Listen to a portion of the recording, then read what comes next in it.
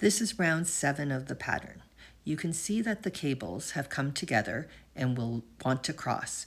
In this case, the right cable will cross over the left cable. This is called a C2F2. The C represents that it's a cable crossing, and the F represents that the stitches on the cable needle will be held to the front. These two are background stitches. I'm going to purl them. Now I'm going to take the first 2 stitches and place them on my cable needle and hold them to the front.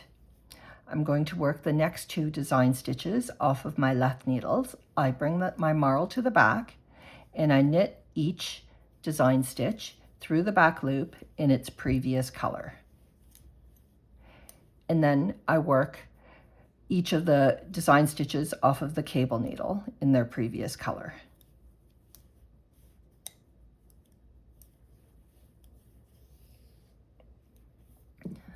I purl the next 2 stitches because they're background stitches, and I work that cable again. This time I'll show you how I do it without a cable needle. I bring my marl to the back and I bring my right needle to the back of my work and insert it into the 3rd and 4th stitch. I pinch my work and I pull my left needle out. And now there's 2 loops, 2 design stitches at the front that I need to catch.